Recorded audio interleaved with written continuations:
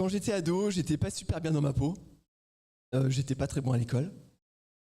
Très émotif. Moi, j'étais du genre, quand je voyais ma mère en primaire arriver, je me mettais à pleurer. J'étais super sensible. Jusqu'à à peu près l'âge de 2 ans, il fallait qu'on me baigne dans de l'eau minérale. Bon, ça a arrêté à 18 ans. Non, je rigole avant quand même. Et j'avais une particularité, c'est que je bégayais. J'avais vraiment du mal à m'exprimer en public. Et quand j'étais avec mes amis, en famille, ça allait, mais prendre la parole en public, c'était très très compliqué. Et je suis parti en Australie en 1996 avec Martine, ma copine de l'époque, qui est mon épouse. Et là-bas, on a rencontré mon oncle. On ne savait pas ce qu'il faisait, à part qu'il remontait le moral aux gens. On s'est dit, ah, déjà, c'est pas mal comme business. Et quand on l'a vu, il nous a vraiment impacté. Il avait énormément d'énergie. Je lui ai dit, mais tu fais comment pour être comme ça? Et il nous a dit cette phrase qui résonne encore en moi, mais vous savez, à chaque seconde qui passe, vous pouvez changer le cours de votre vie. Mais ça va jamais se faire tout seul. Et je lui ai dit, mais moi je veux changer des choses dans ma vie. Je veux me sentir mieux. Et c'était mon mentor pendant de nombreuses années. Travailler sur moi. Je me suis senti de mieux en mieux. Mon bégaiement est parti à 99,9%. Et si on m'avait dit que le 14 juin 2024, je serais en train de faire une keynote au social selling, j'aurais juste dit à la voyante, non, c'est pas possible. Je vais retirer une carte, ok? Mais en fait, tout est possible.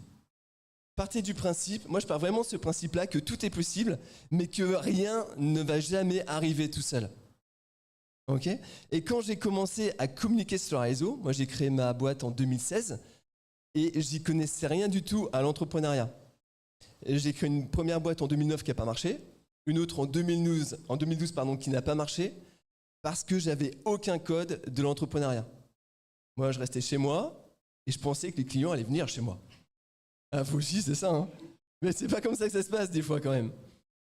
Et donc, j'ai débuté en pépinière d'entreprise, donc j'habite à Tours et je fais du coaching de dirigeants pour être dans la paix et dans la joie. Parce que s'il y a un truc à faire dans la vie, c'est se sentir bien. Et ça sert à rien de se sentir mal et d'y aller vraiment en force. On peut très bien y aller avec de la fluidité. Et donc à cette pépinière d'entreprise, j'ai rencontré du monde. J'ai commencé à faire des réseaux, donc du réseau physique au départ. Après, j'ai commencé à faire les réseaux sociaux. Moi, j'ai commencé par Facebook. J'ai commencé par Facebook. Et après, je me suis décalé sur LinkedIn. Et quand j'ai commencé sur LinkedIn, bah forcément, je suis parti de zéro. Ok? Et sur LinkedIn, j'avais vraiment les jetons. Je sais pas vous, mais autant tu te dis Facebook, c'est un peu une cour de récré. Ça peut aller. Mais LinkedIn, du coup, attends, il n'y a que des pros qui vont regarder à la loupe ce que je fais, machin. Et ça, je dis non, je vais pas être à l'aise. Et puis j'ai commencé. J'ai commencé, je voulais vous donner ma stratégie de ce que je fais encore maintenant, en fait, sur Facebook. Déjà, quand je commence à publier sur LinkedIn, je ne publie pas avec mon mental. Parce que mon mental, il va me dire « Non, ce que tu fais, c'est pas terrible. » Ça vous parle aussi. Hein. Non, mais tu vas publier demain, c'est pas grave. Et puis, qui est-ce que ça va intéresser? Pas grand monde. Et puis, du coup, on procrastine et on ne publie jamais. Par contre, si on commence à publier avec le cœur, à se dire « Qu'est-ce que je vais apporter? Quelle est ma valeur ajoutée ?»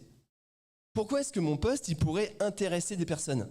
Eh bien là, ça va commencer à être différent. Et à chaque fois que je veux publier quelque chose, je me dis, si ça touche une seule personne, eh bien je suis content. Donc créez-vous toujours une règle du jeu, vous allez en sortir gagnant tout le temps. Ne vous dites pas, je vais publier, je vais avoir 50 likes, je vais avoir 30 commentaires, parce que ça ne sera peut-être pas forcément le cas. Et du coup, on va se démotiver. On va dire, ouais, c'est bon, ça marche pas, et puis j'en ai marre, et puis je le savais, et blablabla, et on va abandonner.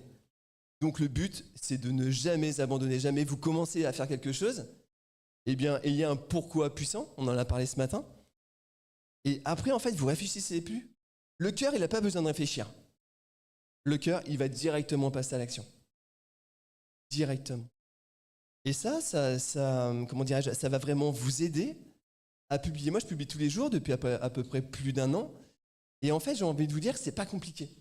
C'est pas compliqué parce que je prends énormément de plaisir pour le faire. Moi, mon truc, c'est d'inspirer positivement les gens. Et que si une personne qui n'a pas trop le moral, elle regarde le post, eh ben ça va peut-être lui redonner un petit peu le sourire. Et moi, je suis content. Donc ça va s'arrêter là. Et après, c'est à force de le faire, c'est la régularité qui va faire que vous allez gagner en intensité tout le temps. Et les personnes qui réussissent, et en fait, c'est qu'elles n'abandonnent pas. Elles n'abandonnent jamais. Donc, plus vous allez faire les choses avec le cœur, et plus ça va être fluide, et plus ça va être facile. Et là, on va faire une petite expérience. Je vais vous demander de réfléchir à quelque chose que vous aimeriez faire et que vous ne faites pas. Vous dites, ok, il faudrait vraiment que je fasse telle ou telle chose, mais du coup, j'ai du mal à passer à l'action, et je procrastine, et j'en ai marre, et blablabla, et je suis pas content de moi, et ça m'énerve, et tout le truc. Donc, je vais vous demander de fermer les yeux. Ok, ça, la logique, c'est là où tu fais les sacs, normalement. C'était mis ensemble.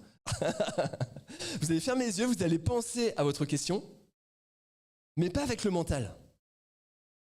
Ok, vous allez vous dire, ok, si je passe à l'action, si je fais cette chose que je veux faire avec le cœur, qu'est-ce que vous ressentez dans votre corps? Est-ce que c'est plutôt agréable ou désagréable? Est-ce que c'est plutôt chaud ou plutôt froid? Est-ce que vous avez de la contraction ou de la dilatation? Et en fait, votre corps, il va vous donner la réponse. Et il va vous donner une réponse différente du mental. Ok, vous pouvez ouvrir les yeux. Qui a une réponse? Ah, ok. Vous allez voir, c'est à force de le faire. Quand on n'est pas habitué au départ, le mental, il va toujours être présent, mais il va dire non, mais fais pas ça, ou des choses comme ça. Alors que je suis certain qu'il y a des choses que vous allez réussir si vous passez à l'action, mais peut-être que vous ne le faites pas, parce que justement, le mental, il vous dit non, ne le fais pas. Et vous allez voir que quand on commence à passer à l'action, vous allez commencer à avoir de plus en plus de visibilité sur les réseaux. Qu'est-ce qui va se passer? Ou qu'est-ce qui peut se passer? Il peut y avoir des critiques qui arrivent. Ok? Et je vous invite vraiment à être d'accord avec ça. Les critiques font partie du jeu. Si on veut faire des choses dans la vie sans jamais être critiqué, eh bien du coup, on ne va jamais rien faire. Vaut mieux être critiqué pour quelque chose que vous aimez faire et qui corresponde à vos valeurs. Pas grave, ça correspond à vos valeurs. Moi, je me fais critiquer sur les réseaux. Alors pourtant, je poste que des trucs de motivation. Et il y a des gens qui m'ont critiqué. Mais c'est pas pour ça que je vais arrêter. Parce que je le fais avant tout pour moi, parce que ça me fait plaisir de le faire. Et le post que je poste, c'est de dire, eh bien, je prendrai du plaisir à le lire ou à le regarder, parce que je poste principalement des vidéos. Et c'est ça qui m'intéresse. Donc dites-vous, vous, à chaque fois que vous postez, est-ce que ce post, moi, je serais content de le regarder, de le lire, de le voir. Et si c'est ouais, ne réfléchissez plus avec le mental, allez-y avec le cœur et postez directement. Et là, vous allez voir que ça va faire toute la différence. Toute la différence. Parce que vous avez un super potentiel. Mais si ce potentiel, vous ne le mettez pas en action, si vos compétences, vous les gardez pour vous, vous êtes un peu égoïste du coup. Et parce que les gens pourraient avancer grâce à vous. Les gens pourraient grandir grâce à vous. Et peu importe dans quelle activité vous êtes, vous pouvez faire grandir et inspirer des gens autour de vous.